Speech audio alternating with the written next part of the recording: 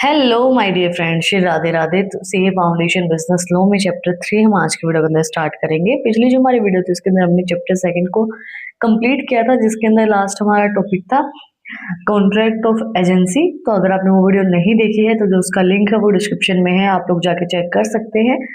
देखो, लॉ अगर हमारा सब्जेक्ट है तो लॉ के अकॉर्डिंगली सारे कॉन्ट्रैक्ट वगैरह इसी के ऊपर पूरे हमारे चैप्टर बेस्ड है। तो हमारा चैप्टर 3 बेस्ड है the sale of goods act 1930 के accordingly. Formation of the contract of sales, condition and warranties, transfer of ownership and delivery of goods, the unpaid seller and his rights. ये हमारे topic है जिनको धीरे धीरे धीरे हम अपनी वीडियोस में कवर कर लेंगे। आज हम कवर करेंगे कि होता क्या है sale of goods act 1930। Basically एक बात बताओ मुझे, अब सेल की बात हो रही, सेल का मतलब आपको पता होगा ना कि कोई भी चीज बेचना। तो यहाँ पे हमारा जो एक्ट है वो क्या है, सेल ऑफ गुड्स।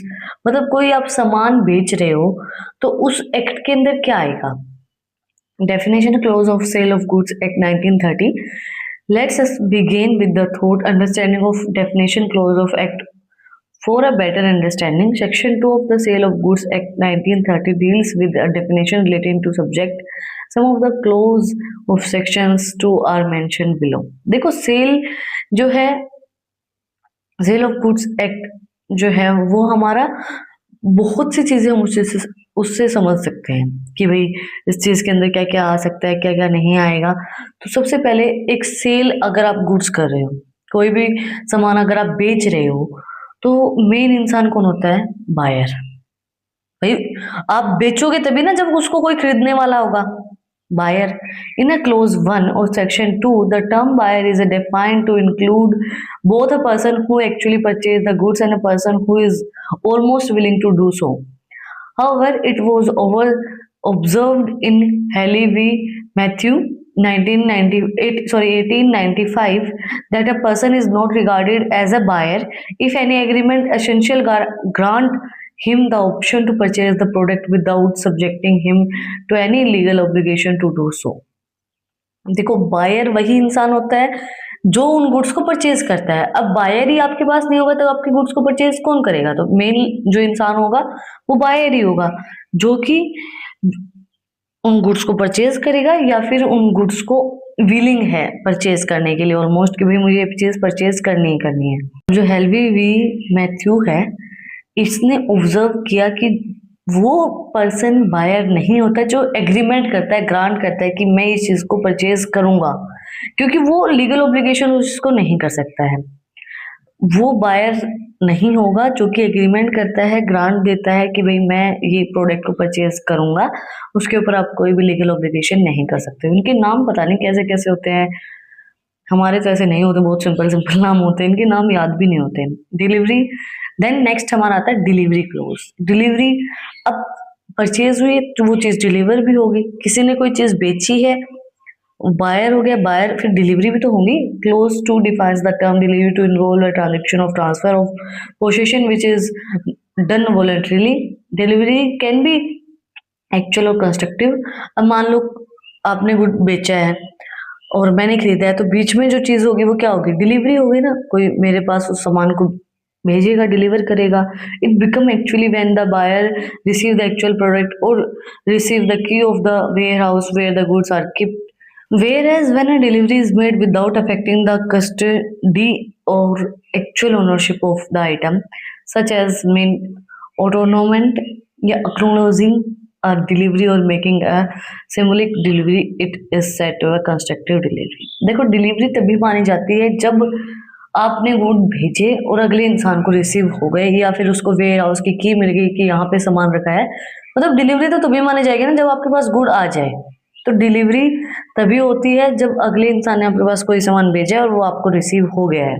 जब कोई डिलीवरी बिना किसी भी कस्टडी या एक्चुअल ओनरशिप को अफेक्ट किए वो डिलीवरी हो जाती है तो उसको सिंबॉलिक डिलीवरी बोलते हैं और उसको कंस्ट्रक्टिव डिलीवरी भी बोला जाता है। देखो, कभी भी कोई चीज सेल होती है तो एक हो गया बायर जो बाय कर रहा है, देन डिलीवरी होगी उसकी, देन जो चीज डिलीवर होगी, गुड्स जो होते हैं वो clause 7 deals with the goods which refers to any movable property that is neither money और नॉर एक्शनेबल क्लेम्स। गुड्स वो चीज होती है जो कि मूवेबल प्रॉपर्टी होती है, मतलब कि एक जगह से दूसरी जगह हम ले जा सकते हैं, जो कि पैसा नहीं होती है, ना कोई एक्सटेंडेबल क्लेम होता है, वो सामान होता है कोई ना कोई। The following list of item is considered goods as the interpretations given by the Indian judiciary. Goods को बहुत सी चीज अलग अलग टाइप से कंसिडर किया जाता है। द फर्स्ट हमारा आता है the share of company were considered goods by the court in Bacha F हेजार्ड बी सी आई टी 1955। जो शेयर है कंपनी के वो भी कंसिडर किए जाते हैं गुड्स के तौर पे। While Raj Bihari emperor 1936 held the gas and electricity are not good. Associated power co v Ram Ratan held electricity to be good. देखो, जो रश बिहारी भी एम्पायर है, उन्होंने बोला कि गैस और इलेक्ट्रिसिटी दोनों ही गुड्स नहीं है। बट जो एसोसिएटेड पावर है कॉर्पोरेशन राम रतन 1970 ने उन्होंने बोला कि जो इलेक्ट्रिसिटी है वो गुड्स है। The standing timber on land which has agreed to be served from the land before the sale has held to be good in the case of state of Maharashtra v. Champakli 1971। अगर कोई भी timber मतलब कोई भी पेड़ किसी भी खेत को बेचने से पहले वहां पे है और आपने खेत को बेच दिया है तो वो उसी का होगा, उसी का कंसिडर किया जाएगा। ये स्टेट ऑफ महाराष्ट्र और चंपाकली ने 1971 में बोला था। The interest of partnership partners in the partnership asset which consist of any immovable property was considered to be a movable property and thus goods in the case of Narayappa and Baskar Krishnappa 1966। बहुत अजीब अजीब से नाम है, पता नहीं इनके भी प्रोनाउंसिएशन गलत हो रही हो तो देख लेना अपनी। इंटरेस्ट है पार्टनर्स का पार्टनरशिप के अंदर वो कंसिडर किया जाता है इमूवेबल प्रॉपर्टी के अंदर, जो कि कंसिडर्ड होता है मूवेबल प्रॉपर्टी। ये मतलब जो पार्टनर्स का इंटरेस्ट है वो इमूवेबल प्रॉपर्टी है जिसको कंसिडर किया गया है कि ये मूवेबल प्रॉपर्टी है। शुगर केन विच वो supplied to a sugar factory वो considered to be good in the UP Coke Cans Union Federations and West UP Sugar Mills Asian 2004। जो शुगर केन सप्लाई किए जाते हैं, मतलब गन्ने जो जिसको हम बोलते हैं, जो गन्ना सप्लाई किया जाता है शुगर की फैक्ट्री में, मतलब जो चीनी की फैक्ट्री है उसके अंदर शुगर बनाने के लिए जो गन्ना सप्लाई किया जाता है वो भी गुड्स कंसिडर किया गया है UP co-op and cane union federation और west UP sugar mill association के थ्रू 2004 के अंदर। The following list of item was considered to be not goods under this section.